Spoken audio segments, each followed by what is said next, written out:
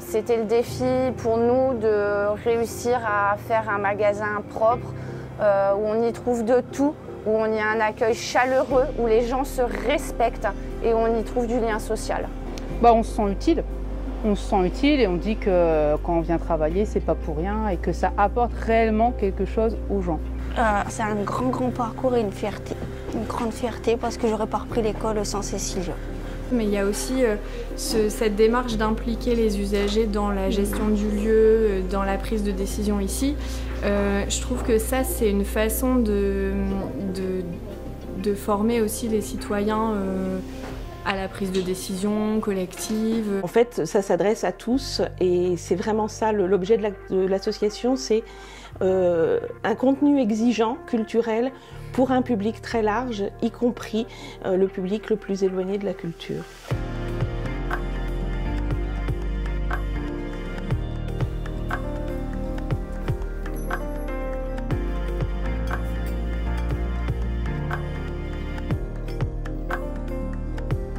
En France, 2 millions de salariés travaillent dans le domaine de l'économie sociale et solidaire. Un modèle économique au fonctionnement collectif qui place l'homme plutôt que le profit au cœur de son fonctionnement avec une gouvernance démocratique. Dans le département du Pas-de-Calais, depuis 2018, de bonnes idées sont nées des centaines de projets, viables sur le long terme grâce au département et au budget citoyen. Des projets d'économie sociale et solidaire comme celui de l'association Utopia, lancée en mars 2020 par Cécilia à Frévent. Elle vise à rendre accessibles aux habitants les produits alimentaires.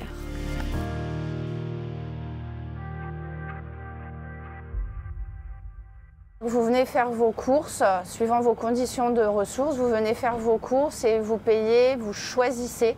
Donc les courses sont à moins de 70% du magasin. Vous vous inscrivez pour des activités, que ce soit de la cuisine, des grandes activités comme une grosse activité au niveau d'Halloween. C'est aussi un endroit où on retrouve du lien social. Les gens viennent et aiment bien discuter, on parle de tout, de rien. Et le principe, c'est de respecter son foyer. Voilà, les courses doivent respecter le foyer. On a beaucoup évolué en 5 ans. On a multiplié par 15 les prévisions de l'ouverture en termes de nombre de foyers, en termes de partenaires également. Pour nous approvisionner au quotidien. Des partenaires qui nous font confiance, des institutions qui nous font confiance, qui nous ont permis d'évoluer et de rendre le service au mieux aux clients bénéficiaires. Ça a évolué de façon exponentielle. On est parti donc dès le début confinement à une 50aine de foyers. On est aujourd'hui sur 350 foyers sur 101 communes aux alentours de Frévent. Le vendredi matin, on a un peu plus de ramasse. On arrive, on met en place des fruits et légumes. Après, il y a les camions qui arrivent et on met en place tout ce qui vient d'arriver. On prend les rentrées d'argent, les sorties d'argent. On prend en compte aussi la composition du foyer. Nous, on prend en compte vraiment le reste à vivre des gens. Donc le reste à vivre qu'on divise par 30 jours et par le nombre de personnes au foyer. Et du coup, à partir de combien ou jusqu'à combien finalement ils peuvent venir ici? C'est quoi le cadre ici? C'est en reste à vivre, c'est 12 € par personne. On se sent utile. On se sent utile et on dit que quand on vient travailler, c'est pas pour rien et que ça apporte réellement quelque chose aux gens.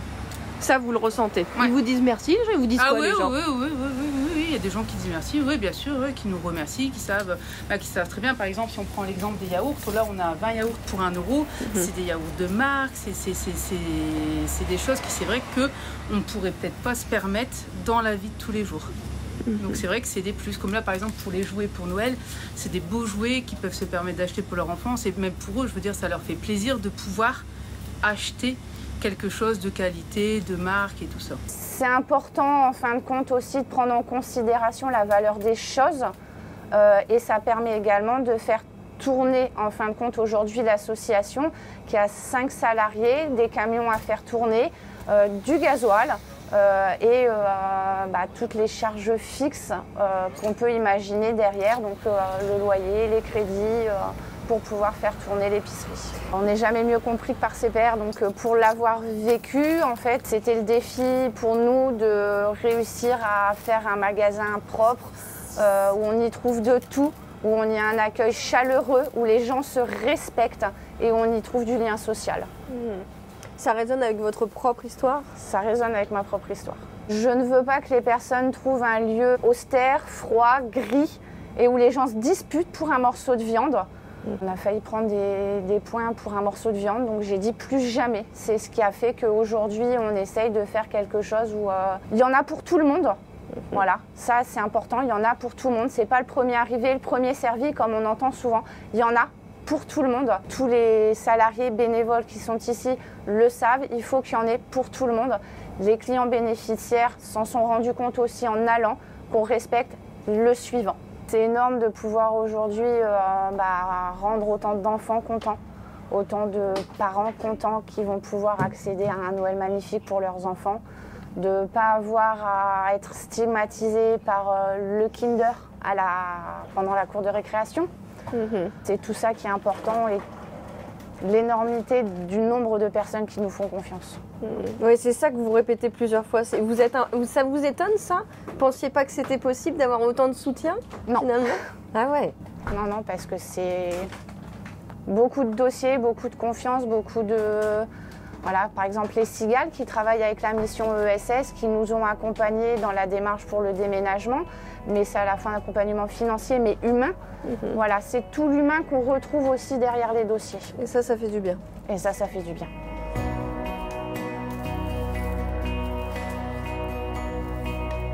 Plus qu'une épicerie solidaire qui touche aujourd'hui plus de 1100 personnes, c'est un tiers-lieu devenu trop petit où le lien social y a retrouvé toute sa place. Un lieu où salariés et bénévoles, parfois aussi bénéficiaires, doivent beaucoup à Utopia. C'est comme une grande famille où chacun peut compter l'un sur l'autre. Pour certains, Utopia leur a permis de trouver le bon chemin.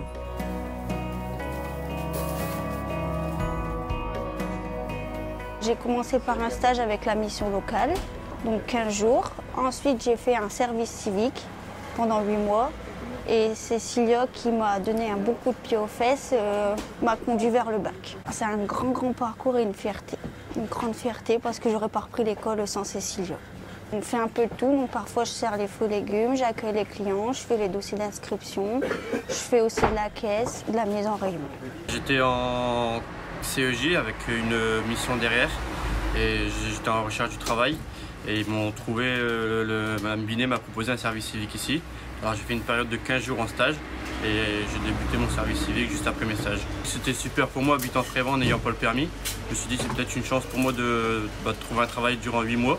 Et mon aventure se termine demain malheureusement et j'espère trouver quelque chose juste après ça. Comment ça s'est passé là sur les 8 mois? Qu'est-ce que ça vous a apporté? Franchement, comme dirait Madame Binet, j'ai mûri, j'ai grandi et ça m'a apporté beaucoup de choses déjà dans le monde du travail. Et puis voilà quoi. Je suis venue en tant que bénévole pour aider déjà parce que je suis maman de 5 enfants. Donc avec les écoles, les horaires, tout ça, pour aller travailler, c'est impossible. Du coup, je suis venue présenter à CCA, faire du bénévole et puis depuis ce temps-là, elle m'a beaucoup aidée sur un truc compliqué dans ma vie. Donc voilà, maintenant je suis tout le temps avec eux. Souvent je viens le mardi, quand il y a des grosses ramasses, mardi, le vendredi et des moments le samedi quand je peux. Et je fais les ateliers cuisine aussi, le jeudi matin. Mon mari est au chômage, il a fini son contrat depuis le mois de juillet. Il me reste 500 € sur mon compte. Il reste ma mutuelle à passer. Donc pour finir le mois avec 5 enfants? Pour finir le mois avec 5 enfants et souvent la dernière semaine c'est très dur. Ouais, très dur. D'où l'intérêt d'Utopia. D'où l'intérêt d'Utopia, ce qui nous sert vraiment beaucoup. Franchement c'est une aide, elle a une bonne idée c'est sûr de faire ça. C'est vrai hein. Et elle est là tout le temps pour les gens, donc il faut comprendre des moments le concept aussi. Le truc, c'est qu'il y a des moments, il y a des gens qui ne veulent pas se présenter parce que, mais non, on fait nos courses normalement, à part que c'est moins cher, c'est tout. On paye notre cotisation et on a... Voilà, Cécile, elle fait en sorte aussi pour qu'il y ait plein d'activités, des ateliers, donc sur ça, c'est super aussi, quoi. Je suis venu ici parce qu'ici, en soi, c'est quand même une aide à tout type de personnes. Ici, on peut y voir des personnes âgées, des jeunes, pour moi, en fait, j'apporte quelque chose. En soi, en étant chauffeur, on va dire que la ramasse dépend de moi, même si c'est pas vraiment le cas, mais je pense que vous comprenez ce que je veux dire. Et donc ça fait plaisir de ramener aux gens de quoi manger, de quoi se nourrir, ou se faire plaisir comme les viennoiseries.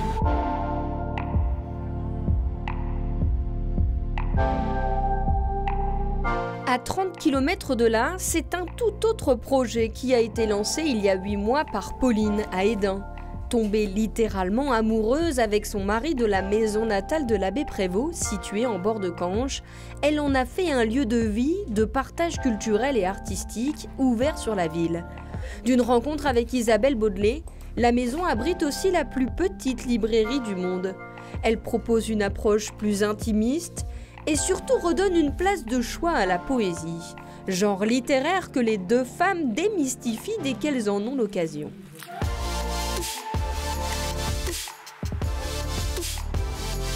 Je suis conteuse depuis 30 ans. J'ai racheté cette maison avec mon mari il y a 2 ans et demi. Je l'habite et nous l'ouvrons à l'association des Amis de l'abbé Prévost pour en faire un lieu de vie et de partage culturel et qu'on est extrêmement heureux depuis que c'est ouvert le 1er avril. L'abbé Prévost, contrairement à ce que j'entends beaucoup, ce n'est pas celui qui a écrit Julie Lescaut ni Manon des Sources et c'est pas le curé de la paroisse qui vit à l'EHPAD maintenant. Ça, je l'entends souvent. L'abbé Prévost, c'est un écrivain français du début du 18e qui a écrit en particulier, entre autres, parce qu'il a écrit énormément, il a écrit le roman Manon Lescaut qui a été interdit au XVIIIe parce que c'est l'histoire d'une femme libre qui veut rester libre d'aimer qui elle veut quand elle veut et sous la plume d'un ecclésiastique, ça n'a pas plu.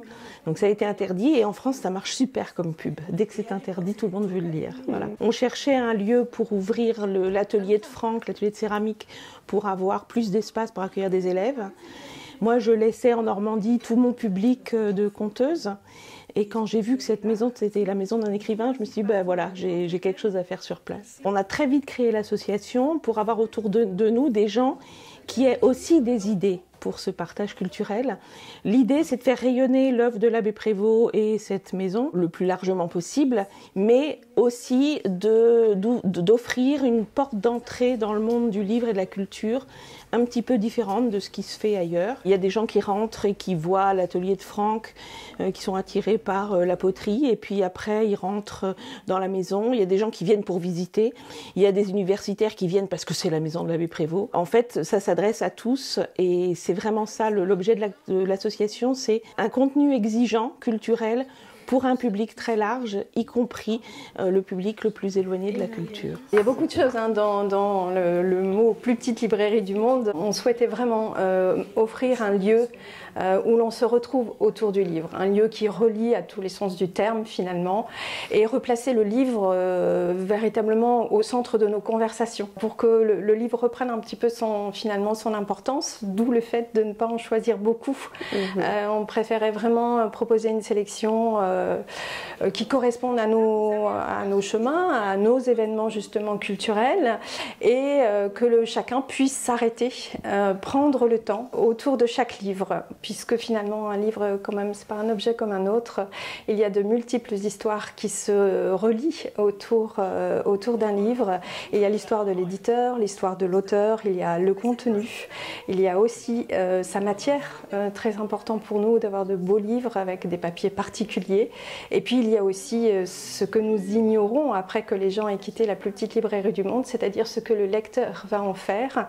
Et notre conversation qui fait un peu le point de passage est pour nous le plus important finalement et tisse nos journées dans ce projet qu'on a voulu créer. J'ai rencontré Pauline suite à la visite du patrimoine et j'ai adoré les livres dans le couloir, la visite de l'immeuble et la gentillesse de Pauline et Isabelle. Et j'ai pu également faire les jardins d'Hesdin avec Isabelle, ça m'a beaucoup plu. Et l'ambiance, le jeudi après-midi, c'est très agréable, on peut discuter, échanger des opinions, faire de la lecture, j'adore ça. Je suis très contente de rencontrer Pauline et Isabelle et toutes les personnes qui viennent à la lecture. J'ai découvert par hasard en entrant dans la maison. À Noël l'année dernière déjà, j'étais venue. Qu'est-ce qui vous plaît? Pourquoi vous venez ici? L'ambiance.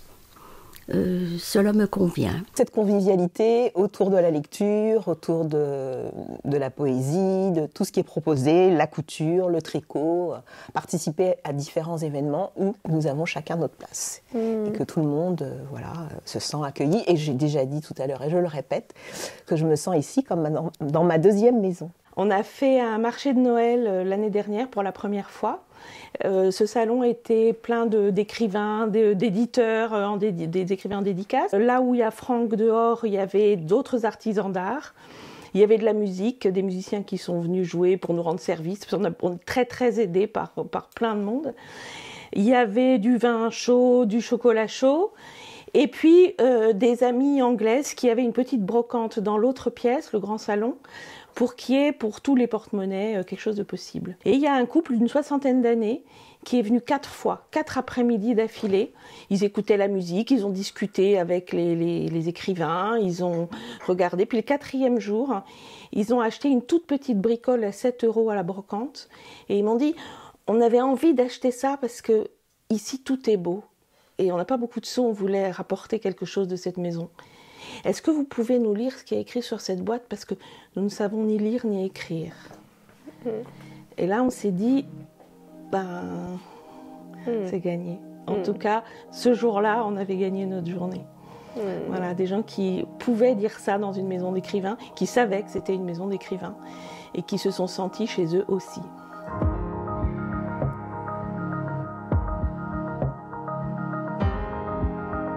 Mercredi après-midi, à la Planque, à Arras, les enfants et parents ont leurs petites habitudes. On vient ici boire une boisson chaude, manger un cookie et partager un moment comme à la maison. Ce tiers-lieu, qui a ouvert ses portes en septembre 2024, se veut joyeux et inclusif. Sur 240 m², on y trouve un espace de coworking, une aire de jeu, une boutique circulaire et un café-restaurant végétarien qui accueille qui veut. Chacun est invité à y contribuer à sa façon.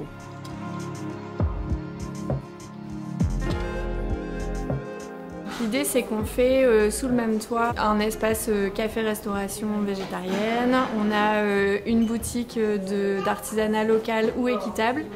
On a aussi des espaces de travail avec des gens qui viennent, qui ont des associations ou des entrepreneurs créatifs qui viennent travailler ici tous les jours. On a un espace de coworking et on fait aussi des événements, des ateliers divers et variés pour les petits et les grands. Je trouve qu'on a beaucoup besoin de lieux comme ça à côté de chez soi. Moi, j'ai été micro-entrepreneur à mon compte pendant 7 ans et en fait le coworking m'a sauvée au niveau social. Enfin, le fait de tout à coup sortir de chez moi et recommencer à aller travailler dans un lieu, avoir des collègues entre guillemets puisqu'ils travaillaient sur d'autres projets, mais du coup de revoir des adultes et partager les petites galères de l'entrepreneuriat, ça m'a vraiment sauvée. Et j'étais entrepreneur aussi quand je suis devenue maman et j'ai beaucoup souffert de l'isolement qu'on peut ressentir quand on est en congé maternité, qu'on a un conjoint qui est à la maison pendant quelques semaines et puis après qui retourne bosser à temps plein et qu'on n'est pas forcément près de la famille. Donc c'est vrai que ça m'avait fait du bien aussi de trouver des lieux où on pouvait aller se poser avec un enfant en bas âge, un lieu qui soit adapté, où on puisse boire un café qui soit chaud et potentiellement discuter rapidement avec d'autres parents autour de nous ou en tout cas d'autres adultes. On invite les personnes à être autonomes dans le lieu, donc à partir du moment où on est venu une fois, 2 fois, eh ben on sait que les carafes d'eau sont à tel endroit, on peut débarrasser là. Maintenant, les gens ils remplissent le lave-vaisselle ou ils vident en fonction. Enfin, c'est vraiment un lieu où les gens sont invités à être un peu comme chez eux et à s'approprier en tout cas l'espace. Donc ça, on essaye d'autonomiser au maximum par l'affichage. Il y a des jeux pour les enfants à disposition, donc c'est pareil, là c'est dans l'affichage, on permet que les gens se servent, utilisent le jeu, le remettent en place, enfin voilà, il y a vraiment un esprit d'ouverture et qui est assez... Enfin, c'est authentique, mais l'idée c'est de pas être dans une expérience guindée. Enfin, voilà, on vient comme on est, on vient, on pose ses affaires et après on passe au comptoir. Enfin, il n'y a pas de protocole hyper serré sur comment on se comporte à la planque. C'est un lieu qui est très, je trouve très joliment aménagé, avec plein de petits espaces, donc c'est cosy, on peut se nicher, j'aime bien.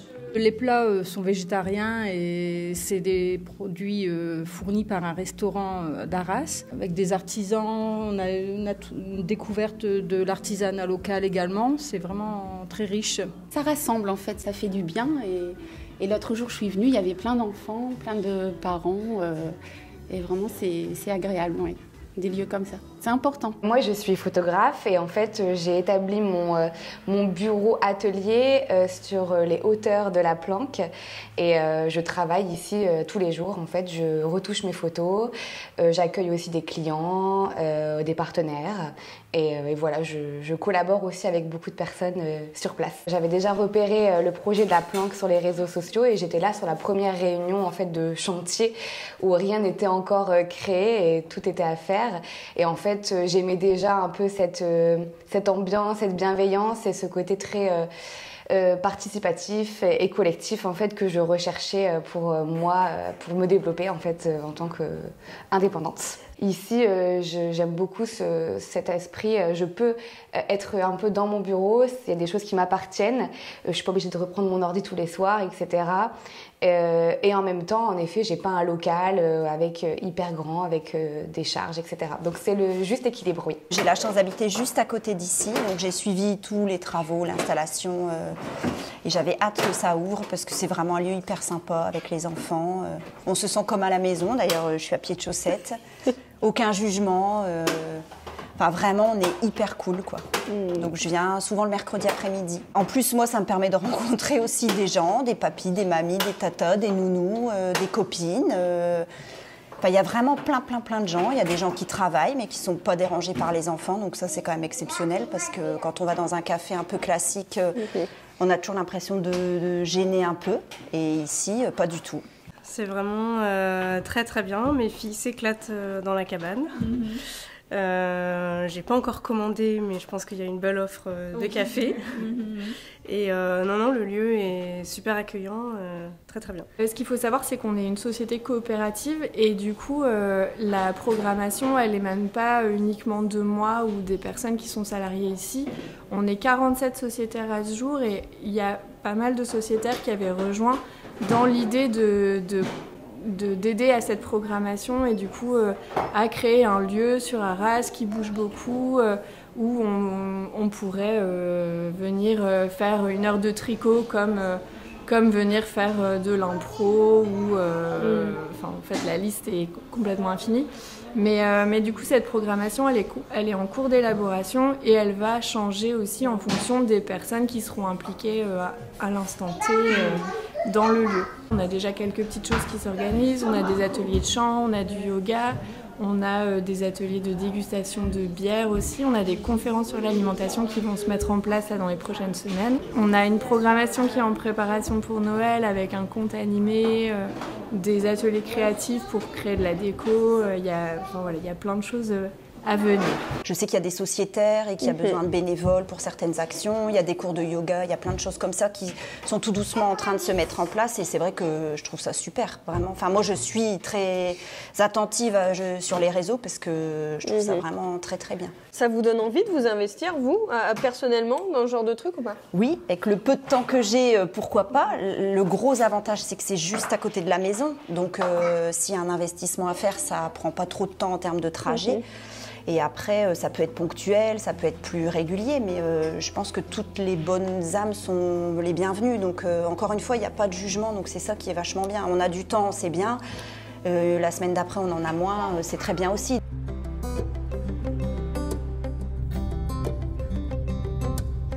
De Frévent à Arras, en passant par Redun, ces initiatives ont sollicité la labellisation du département du Pas-de-Calais dans le cadre du budget citoyen. Les projets labellisés ont ensuite pu être proposés au vote des citoyens en ligne selon différentes catégories. Une fois retenus, les porteurs de ces belles initiatives peuvent dès lors réaliser leurs projets, se développer et ainsi continuer sur la durée leur action.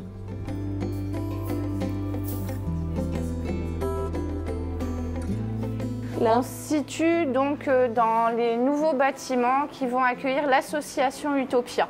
Donc vraiment association au sens large, donc l'épicerie cœur de l'association et toutes les activités, donc la cuisine participative ainsi que tous les ateliers. On va pouvoir juste se poser, discuter, boire un café, mais aussi en fin de compte faire sa soupe, faire son jus d'orange et pouvoir rester le déguster sur place. Revenir cuisiner et repartir avec son plat, le manger tous ensemble le midi, venir faire son gâteau d'anniversaire et pouvoir inviter les enfants à faire de grandes fêtes. Là, on est vraiment sur le lieu qui est notamment financé en partie par le budget citoyen. Ouais. En quoi c'est important qu'un département soutienne vous soutienne pour ce genre d'initiative? Une reconnaissance dans le sens d'une action qui tend à se développer et qui rend service aux citoyens. Pour pouvoir chauffer tous ces espaces, nous souhaiterions pouvoir louer l'espace qui sert de librairie en permanence maintenant à l'association des Amis de la Paix Prévost qui porte le projet. Et nous souhaitons aussi, parce qu'Isabelle pour l'instant fait beaucoup bénévolement, et nous souhaitons pouvoir rémunérer notre libraire à sa juste valeur. Et donc l'idée c'est pas du tout d'être dépendant de subventions toute notre existence. On va recevoir beaucoup de scolaires, on va avoir une très belle collection de livres anciens qui va nous être prêtés par la municipalité. Donc il y aura, en plus de la visite de la maison, des ateliers d'écriture qu'on peut faire, il y aura beaucoup de choses à faire pour les scolaires, mais le temps que ça se mette en route, il nous fallait un coup de pouce. Et on a eu la chance que le budget citoyen nous choisisse parmi les gens à labelliser. Et voilà, ça a été une super aventure de préparer, en fait, parce que ça permet de relire aussi notre projet, de savoir l'expliquer mieux, puis de se rendre compte que finalement, on a déjà fait beaucoup de choses. Et puis voilà, ça a été très enthousiasmant. C'est une belle aventure. Et qui est, l'économie sociale et solidaire, ça veut dire quelque chose pour nous aussi. On fait très attention, on a des bouquins d'occasion, par exemple, pour qu'il y en ait pour chacun. On s'adresse, notre présidente est très investie dans ATD Quart-Monde. On a vraiment l'idée que le beau est un droit pour tous. Et donc, l'idée d'être soutenu dans cette dynamique-là, ça compte pour nous, ouais. D'aller rencontrer le département, de parler de notre démarche, de vouloir inclure aussi les usagers dans la gestion du lieu. Ça, c'est quelque chose sur lequel le département a pu nous accompagner. Et puis, on est aussi allé chercher un soutien financier, mais ce soutien qui est corrélé au vote des citoyens, ça nous permettait aussi de faire connaître le projet à l'échelle du département. Ce qui n'est pas négligeable, quoi. Je sais qu'il y a beaucoup d'acteurs de l'économie sociale et solidaire qui regardent chaque année quels sont les projets qui sont portés, qui regardent les nouveaux porteurs. On a eu énormément d'échanges avec d'autres tiers-lieux sur le territoire suite à cette participation. Donc ça fait grandir tout le monde, quoi, finalement. Voilà, c'est ça. Et puis en fait, c'est vrai qu'un lieu comme ici, en fait, on n'invente rien. On vient mettre sous le même toit différents besoins que nous, on a identifiés par rapport à notre territoire. Mais en fait, des tiers-lieux, il y en a à l'appel maintenant, un peu partout, qui répondent à des besoins divers et variés. Et du coup, c'est toujours hyper intéressant d'aller voir comment font les autres, ce qu'ils proposent, et puis comment ils s'en sortent aussi, quoi. Mais il y a aussi cette démarche d'impliquer les usagers dans la gestion du lieu, dans la prise de décision ici. Je trouve que ça, c'est une façon de former aussi les citoyens à la prise de décision collective et c'est peut-être redonner une voix à des personnes qui n'osent plus l'exprimer par des schémas classiques type le vote. Enfin, ça permet de discuter, de remettre un petit peu de politique très concrète dans le quotidien des gens et je trouve que pour des collectivités, c'est intéressant. L'implication des citoyens au cœur de ces initiatives, mais aussi au moment du vote, constitue un véritable lieu d'expression et d'information sur l'économie sociale et solidaire. Depuis 2018, le département du Pas-de-Calais a accompagné plus de 320 projets en tout.